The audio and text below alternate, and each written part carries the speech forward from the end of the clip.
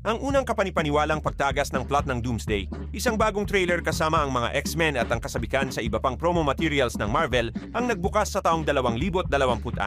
Ibig sabihin dapat na rin nating buksan ito dahil napakaraming balita at lahat sila ay pawang hindi ka pa ipaniwala. Ikwento ninyo sa mga komento kung paano ninyo ipinagdiwang ang mga pista at suportahan ang unang episode sa pamamagitan ng pag-like at tayo'y magsimula na. Dahil isang segundo lang ng trailer ng mga X-Men kasama si Cyclops ay mas astig pa kaysa sa lahat ng ginawa ng Fox sa karakter sa loob ng 20 taon. Ngunit isa-isahin natin. Nagsisimula ang teaser sa isang madilim na monologo ni Magneto tungkol sa pagdating ng kamatayan para sa kanya. Nangyayari ito sa gitna ng wasak na mansyon ng mga X-Men, kung saan tradisyonal na naglalaro ng chess sina Charles at Eric at magiliw na magkahawak kamay. Ibig sabihin natagpuan natin ang mga mutant sa isang sitwasyon kung saan hindi magkaaway sina Magneto at Professor X at nagkakaisa sila sa harap ng isang karaniwang kalaban. Sino? Ipinapakita ng susunod na eksena kasama si Cyclops kung sino dahil sa likuran ay makikita ang isang Sentinel. Isang robot na pamatay ng mga mutant na pamilyar sa inyo kung hindi man mula sa X-Men 97 ay mula man lang sa mga araw ng nakalipas na hinaharap. At ang mga salita ni Magneto ay banayad na nagpapahiwatig na ang pagsabog ng damdamin ni Cyclops ay hindi nangyari ng walang dahilan. May namatay at isinasaalang-alang kung paano binibigyang diin ng Marvel ang kawalan ni Jean Grey sa pelikula, loikal na isipin na ang kanyang pagkamatay ang labis na nakaapekto kay Cyclops. Una, ito ay matalino sa aspeto ng kwento dahil sawa na tayo sa panonood kay Jean sa mga pelikula ng mga mutant at panahon na para ilipat ang focus kay Cyclops. At pangalawa, ang ganitong trahedya ay agad na nagpapataas ng tensyon at gagawing mas dramatiko ang imahe ni Scott. Ang trailer ay perpektong tumutugma sa mga larawan mula sa shooting kung saan nakita na natin ang isang kumpol ng mga Sentinel sa mansyon ng mga mutants. Kaya't magsisimula ang kwento ng Doomsday sa paglipol sa mga X-Men. Ngunit hindi gaanong malinaw kung aling bersyon dahil ang opisyal na bersyon mula sa trilohiya ng 2000 ay tila nagtapos sa pagkabaliw ni Charles at pagpatay sa lahat na ikinalungkot ni Wolverine sa Logan. Lumalabas na kahit pareho ang hitsura nila, ang bersyon ng mga X-Men ay hindi eksaktong kapareho ng nakita natin sa Fox. At dahil dito, dapat mayroon ding isang buhay at malusog na Wolverine sa universo na ito na hindi basta-basta mapapatay. At si Hugh Jackman ay maaaring gumanap ng higit sa isang papel sa Doomsday. Gayunpaman, hindi natin inalis ang posibilidad na aalisin din siya ng mga manunulat para muling mag-focus kay Cyclops. At ang pinaka-nakakaintriga ay ang perpektong pagkakatugma ng trailer sa isang kamakailang pagtagas ng plot na sa isang kakaibang pagkakataon ay naglalarawan lamang sa simula ng pelikula at walang sinasabi pa. Tila patuloy na pinapainit ng Marvel ang ating interes sa pamamagitan ng mga kontroladong pagtagas. Isinasaalang-alang na unang nakita natin ang lahat ng trailer na nag-leak online, madaling paniwalaan ang impormasyon tungkol sa plot. At sinasabi nito na sa eksena pagkatapos ng mga kredito ng mga Thunderbolts, hindi lamang ang Fantastic Four ang dumating sa pangunahing universo, kundi pati na rin si Dr. Doom. Sa kabilang banda, sa eksena pagkatapos ng mga kredito ng Fantastic Four, hindi kinidnap ni Doom si Franklin ngunit simpleng lumapit sa apat para humingi ng tulong sa mga pagsalakay sa multiverse. Magkasama silang nagtungo sa pangunahing Marvel kung saan nakipagkita sila sa mga Avengers, nagulat tungkol sa nalalapit na pagguho ng multiverse at nagtungo sa mundo ng mga X-Men na ayon sa impormasyon ni Doom ay magiging pinagmulan ng susunod na pagsalakay. Sa madaling salita, sa ika-1,000 pagkakataon na kumpirma ang impormasyon na si Victor Von Doom ay ipapakilala sa simula ng Doomsday bilang isang bayani, hindi isang kontrabida. At pagkatapos lamang malalaman na siya ang nagpadala ng mga Sentinel sa mansyon ng mga X-Men. At sa pangkalahatan, siya ang naghihiganti sa lahat ng nagdudulot ng pagsalakay, mula kay Kapitan hanggang kay Monica Rambeau. Ito ay nagpapaalala sa storyline ni Mysterio mula sa Spider-Man. At marami sa Reddit ang hindi nagustuhan ang puntong ito, ngunit hindi kami magmamadaling humusga dahil magiging masama ang twist kung gagawin nilang isang ganap na kontrabida si Doom.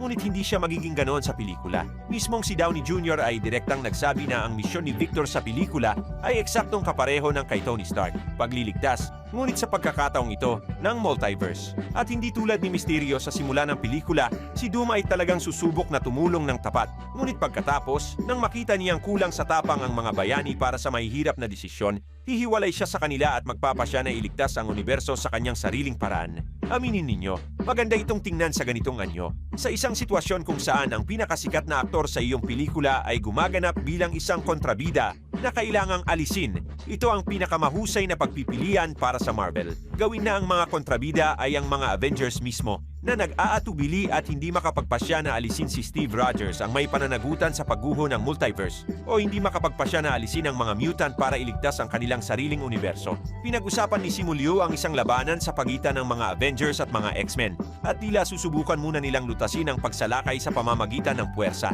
Ngunit syempre kahit ang mga mutant o ang mga Avengers ay hindi handang pumatay ng sinuman, kahit na ang multiverse ang nakataya, ngunit handang-handa si Dr. Doom. Ito ang dahilan para sa isang paghihiwalay. Malamang na hindi mauulit ang iskema ni Mysterio at tiyak na huhubugin nila si Victor bilang isang kontrabida na maaaring maunawaan. Sa anumang kaso, lumipat tayo sa susunod na trailer. Ito ay nakatuon sa Wakanda at nagsisimula sa pagiging Black Panther pa rin ni Shuri. Sa kabila ng lahat ng chismis tungkol sa isang kapalit, hindi bababa sa simula ng pelikula. Ang sitwasyon ay mananatiling pareho. Susunod ay ang mga kuha ng mga Atlantean kasama sina Namora at Namor. Parehong nakatanggap ng bagong disenyo ang mga karakter at sa wakas ay hindi na mukhang mura. At sa dulo ng teaser nakilala ni M'Baku si Ben Grimm at naganap ang isang nakakatawang parodya ng eksena kung saan nagkakilala sina Groot at Steve Rogers. Sa di pagkakataong ito nakakilala si M'Baku at Ben Grimm kung saan nakakatawang sinabi ni Ben ang kanyang kalye bilang kanyang titulo at sa totoo lang ay mukhang mas pinabuti at mas malusog kaysa sa Fantastic Four. Iyan ang ginagawa ng malalaking budget. Ang mga Wakandan mismo sa totoo lang ay nakasuot din ng mga na-update na kasuotan na may mga asul na bato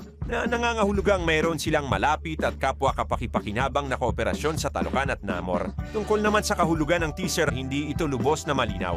Ang isang crossover sa pagitan ni Ben Grimm at Black Panther ay isa sa mga pinaka-hindi inaasahang bagay.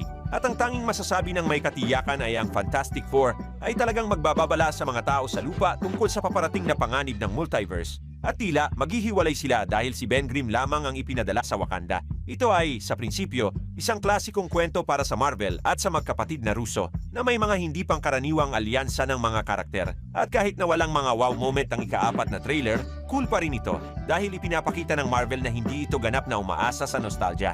Hindi nila nakalimutan ang mga kasalukuyang karakter na bibigyan ng bagong disenyo at susubukan pa rin nilang mapaibig ang mga tagahanga sa kanila. Maganda ito dahil si Namor sa ikalawang Panther ay hindi naman gaanong masama minsan. At si Shuri bilang Black Panther ay mas nagdusa dahil sa isang masamang script kaysa sa mga racist at misogynist. Ang magkapatid na Russo ay nagsasagawa ng isang malambot na reboot at gagamitin pa rin ang mga karakter mula sa multiverse saga. Patunay ang DC kung gaano kahalaga na huwag maging labis at huwag magsagawa ng mga kabuuang reboot sa anumang dahilan. Kung binigyan ng pangalawang pagkakataon si Black Adam, sigurado akong magiging matagumpay si The Rock. Ngunit ang pangunahing bagay na natatandaan sa 4 na teaser ay ang hitsura nila na parang mga trailer para sa 4 na magkakaibang pelikula. At ito sa wakas, ang pakiramdam ng multiverse na talagang kulang sa multiverse saga. Doon palaging pinuputol ng Marvel ang mga dulo, ginagawang biro ang aspeto ng multiverse at sa Loki lamang sila medyo sinubukang palalimin ito. Ngayon, seryoso na. Ang bawat clip ay mukhang natatangi, nagpapahiwatig ng sarili nitong storyline. At napaka-interesante kung paano pagsasamahin ng magkapatid na Russo ang lahat ng ito sa isang pelikula. Ngunit, sa kasamaang palad, maraming nagpapahiwatig na dito magtatapos ang agos ng mga trailer. Maraming chismis at tila noong una, plano ng Marvel na maglabas ng isang clip kasama si Dr. Doom. Gayunpaman, ang ibang mga teaser ay gumawa ng napakaraming ingay kaya't nagpasya silang iwan si Victor para sa huli. Pagkatapos ng lahat may isang buong taon pa hanggang sa paglabas ng pelikula at nagpasya silang huwag ilabas agad ang lahat ng kanilang mga alas. Ngunit may pag-asa pa rin. Sa Korean Open Classification site, may 4 na teaser pa rin nakalista na nakatanggap ng rating. Ngunit kamakailan 2 pa ang idinagdag na may haba na 65 at 82 segundo ayon sa pagkakabanggit. Ang mga insider ay tumataya na ang mga ito ay mga edit lamang ng mga naunang inilabas na trailer na patuloy na ipapakita. Ngunit sino ang nakakaalam ang pagtakbo ng Avatar ay magiging mahaba at sa prinsipyo magkakaroon ng oras upang maglabas hindi lamang ng isang ika-5 at ika-6, kundi pati na rin ng isang ika-10 teaser.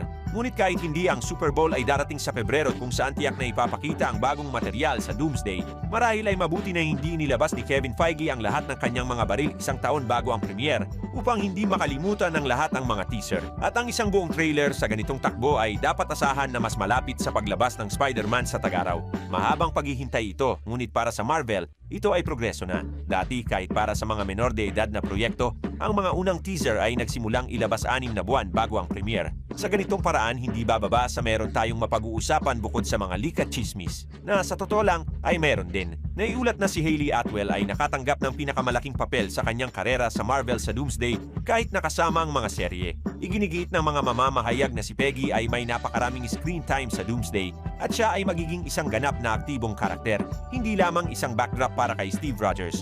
Mayroon ding impormasyon na magkakaroon ng karagdagang pag-film sa Abril at ito ay magiging napakalaki. Ang mga hindi nakadalo sa unang wave ay unang-una na iimbitahan. At syempre, lahat dito ay naghihintay kay Tom Holland at sa kanyang Spider-Man. Gayun din, ayon sa mga insider, sa Abril magsisimula ang seryosong pag-film ni na Ryan Reynolds at Hugh Jackman na hindi rin mawawala sa Doomsday at magkakaroon ng mga pangunahing papel. At hindi lamang doon, naiulat na ang maagang chismis tungkol sa isang solo na pelikula ng Wolverine na nasa development ay isa lamang sa marami. At pagkatapos ng Secret Wars, gusto ng Marvel ng napakaraming iba't ibang proyekto tungkol sa mga mutant na ang ilan ay nasa trabaho na ngunit hindi pa pampublikong inihayag. Hindi mahirap hulaan na kabilang sa mga proyektong ito ay ang Deadpool 4, kaya't si Jackman at Reynolds ay tiyak na nasa Marvel sa mahabang panahon. At si Tom Hiddleston, sa isang hindi pangkaraniwang estilo para sa kanya, ay nagpatunay na gaganap siya ng isang pangunahing papel sa Doomsday. Karaniwan itinatanggi ng aktor ang lahat hanggang sa huling sandali, ngunit ngayon ay kinumpirma niya na mayroon siyang isang napakalaking papel sa pelikula